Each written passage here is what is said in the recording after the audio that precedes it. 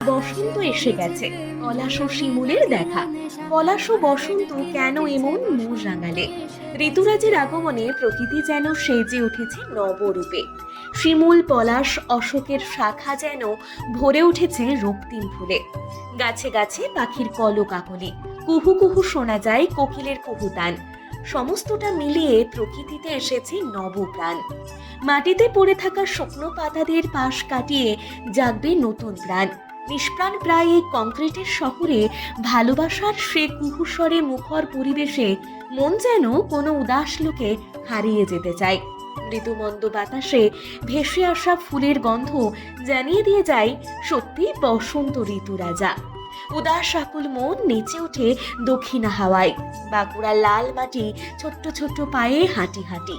পূর্ব থেকে পশ্চিম, উত্তর থেকে দক্ষিণ, একদিকে শুশুনিয়া, অপরদিকে মুকুটমণিপুর। পলাশ ও শিমুলের ছড়াছড়ি। প্রকৃতির মনোমুগ্ধকর এই পরিবেশ দেখলে যেন মনে হবে স্বর্গের থেকে কম কিছু নয়। ঋতুরাজ বসন্তের আগমনের সঙ্গে প্রকৃতিতে লেগেছে তার ছোঁয়া। ন্যাড়া গাছগুলিতে আসতে শুরু করেছে নতুন পাতা। শিমুল আর পলাশ গাছে ফুটেছে রঙিন ফুল। ফুলের পাপড়ি ছড়িয়ে গ্রামের মেঠো পথকে করে দিচ্ছে রঙিন। গ্রাম বাংলার চিরাচরিত এসব চিত্র একসময় দেখা যেত আমাদের এই নগরেও। ইট, কাঠ, লোহার অট্টালিকার ভিড়ে হারিয়ে গেছে শত প্রজাতির হাজারো ফল ফুলের বৃক্ষরাজি। তবে এখনো কিছু গাছের দেখা মেলে বাংলার নানান প্রান্তে। বসন্তের পাতাবিহীন ন্যাড়া ডালে আগুনের লেলিহান রক্ত আভায় শোভিত হয়ে এখন যেন দাউ দাউ করে জ্বলছে শিমুল ফুলের সৌন্দর্য।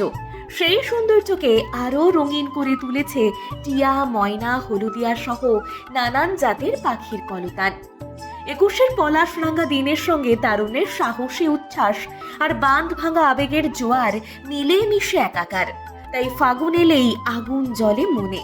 ফাগুন এলেই কোকিল ডাকে কুঞ্জে। ফাগুন এলেই কোকিল ডাকে কুঞ্জে।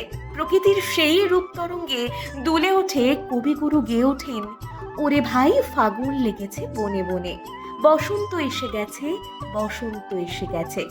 সকলকে অগ্রিম দোলযাত্রার শুভেচ্ছা। সকলের দোলযাত্রা ভালো কাটুক, রঙিন হয়ে উঠুক প্রত্যেকের জীবন। ভিডিওটি কেমন লাগলো অবশ্যই কমেন্টে জানাতে ভুলবেন না।